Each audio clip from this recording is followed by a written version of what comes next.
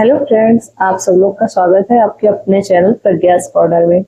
वैसे तो आपने देखा है मैंने हाइड्रोनेफ्रोसिस के बारे में कई सारे वीडियो डाले हैं कि उसमें आपको बच्चे को कैसे ध्यान रखना है, क्या खिलाना है और बच्चे को क्या नहीं खिलाना चाहिए, और अगर हाइड्रोनेफ्रोसिस बच्चे को है तो आपको परेशान होना चाहिए या नहीं, या फिर कौन सी पैथी में आपको बच्चे को ट्रीटमेंट देना चाहिए, एलोपैथ, होम्योपैथ या फिर आयुर्वेद में।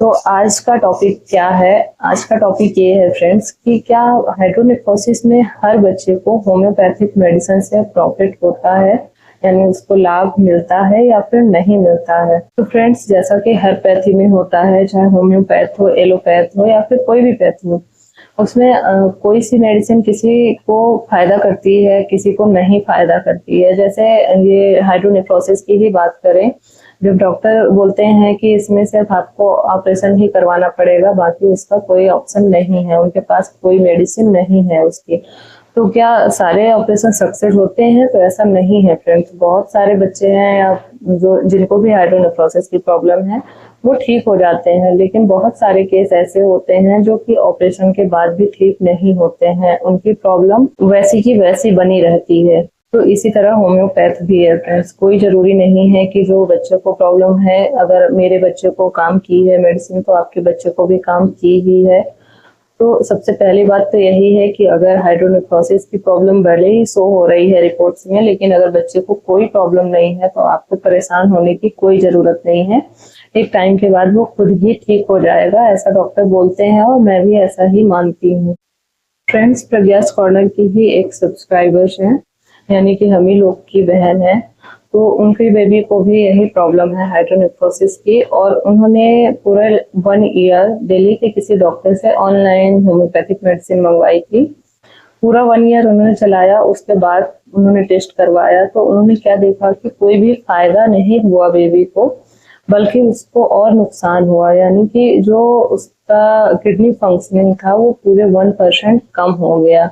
तो इस तरह से फ्रेंड्स, या कह लीजिए कि होम्योपैथिक मेडिसिन से उसको कोई नुकसान हुआ या फिर उसको कोई फायदा नहीं हुआ उससे, और जो उसकी प्रॉब्लम थी वो एज इट प्रॉब्लम बनी रही और उसी की वजह से उसको ये प्रॉब्लम हुई कि 1% उसको किडनी फंक्शनिंग कम हो गई। फ्रेंड्स, जब मेरे बेबी की मेडिसिन चल रही थी तो होम्योपैथिक ट्रीटमेंट तो हम लोग दे रहे थे, बट एलोपैथ में हमने प्रॉपर हर 3 महीने में उसका फॉलोअप में जो चेकअप होते थे सारे चेकअप हमने करवाए। तो अगर आप होम्योपैथिक ट्रीटमेंट दे भी रहे हो बच्चे को, तो आपको एलोपैथ में जो टेस्ट वगैरह होते हैं, जो फॉलोअप में डॉक्टर रखते हैं, वो करना नहीं भूलना है किसी अच्छी जगह पे जहाँ पर डॉक्टर्स अच्छे हों। ऐसा ना हो कि बस उन्होंने हाइड्रोनेफ्रोसिस होना और सीधे ऑपरेट करने के लिए बोल दिया। तो वहां पर आप फॉलोअप में बच्चे को जरूर रखिए।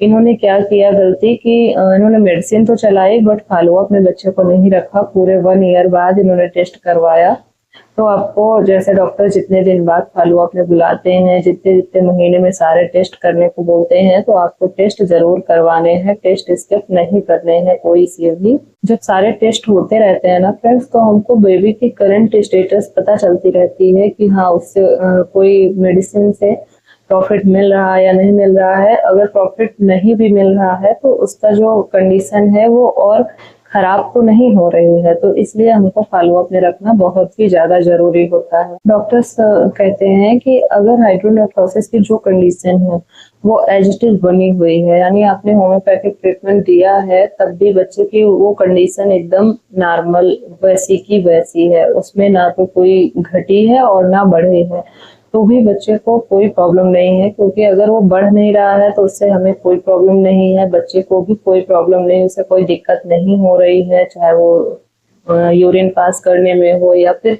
किसी भी तरह की पॉटी करने में या पेट में दर्द या यूरिन पास करने में कोई दर्द, ऐसे उसको कोई प्रॉब्लम कोई दिक्कत नहीं है, तो हमको घबराने की बिल्कुल भी जरूरत नहीं होती है।